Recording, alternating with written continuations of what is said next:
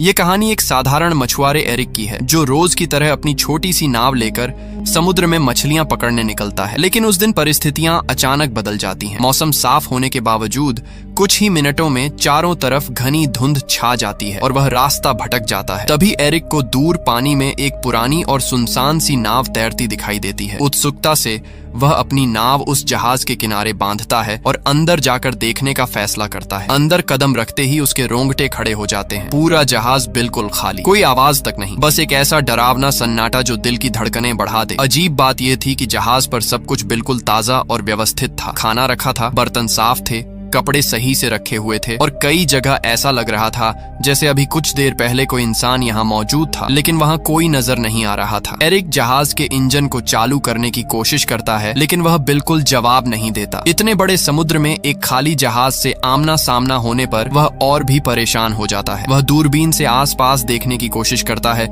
शायद कोई दूसरी नाव या मदद का संकेत मिल जाए, लेकिन धुंध इतनी घनी होती है कि कुछ भी दिखाई नहीं देता। आखिरकार वह कंट्रोल रूम में जाता है और रेडियो से मदद मांगने की कोशिश करता है। वह संदेश देता है कि यह जहाज समुद्र में फंसा है और किसी को उसकी आवाज सुनाई दे तो तुरंत जवाब दे। रेडियो पर मैसेज भेजने के बाद एरिक अपने जहाज की ओर लौटने के लिए डेक पर आता है, लेकिन जैसे ही नीचे देखता है उसका चेहरा सफेद पड़ जाता है। उसकी अपनी छोटी नाव वहां होती ही नहीं है, जबकि उसने उसे मजबूती से बांधा था। इतना ही नहीं, कुछ ही क्षण पहले तक फैला घना धुंध भी अचानक गायब हो चुका था और आसमान बिल्कुल साफ हो गया था। समय दोपहर का हो चुका था। उसे समझ नहीं आता कि यह सब कैसे और कब हुआ। अब उसके पास कोई दूसरा रास्ता नहीं था। वह वापस उसी रहस्यमयी जहाज में लौट जाता है और नक्शों के सहारे समझने की कोशिश करता है कि वह आखिर कहां पहुंच गया है। उसे जल्द ही एहसास होता है कि इंजन ठीक किए बिना यहां से निकलना असंभव है। वह पूरे जहाज में औजार ढूंढता है और घंटों की मेहनत के बाद इंजन को ठीक कर देता है। उसके लिए ये सबसे राहत भरा पल होता है, लेकिन समस्या अभी खत्म नहीं होती। वह फिर से रेडियो पर संपर्क करने की कोशिश करता है, लेकिन एक बार फिर कोई उत्तर नहीं मिलता। थका हुआ एरिक ऊपर की तरफ आता है और उसे अचानक पेशाब जाने की जरूरत महसूस होती है। आसपास कोई नहीं दिखता तो वह सोचता है कि जहाज के किनारे जाकर ही निपट लेता है, लेकिन जैसे ही वह किनारे पर खड़ा होता है अचानक कोई उसे जोर से धक्का दे देता है। वह सीधे समुद्र में गिर जाता है। तेज धार और हवा के दबाव में वह वापस ऊपर आने की कोशिश करता है, लेकिन बहुत मुश्किल से जहाज से लटकती रील को पकड़कर खुद को डूबने से बचा लेता है। हिम्मत करके वह धीरे धीरे खींचते हुए दोबारा जहाज पर चढ़ता है। अभी वह पूरी तरह संभला भी नहीं था कि दोबारा नीचे टॉयलेट जाने उतरता है। तभी अचानक कोई जोर से दरवाजा बंद कर देता है। शुरुआत में उसे लगा कि हवा से ऐसा हुआ होगा, लेकिन जब वह बाहर निकलने की कोशिश करता है तो ताला अंदर से बंद मिलता है। यह देखकर उसकी सांसें अटक जाती हैं। वह ताला खोलने की हर कोशिश करता है, यहाँ तक कि जेब से एक सिक्का निकालकर भी खोलने की कोशिश करता है, लेकिन कुछ काम नहीं आता। अब उसे यकीन हो जाता है कि इस जहाज पर वह अकेला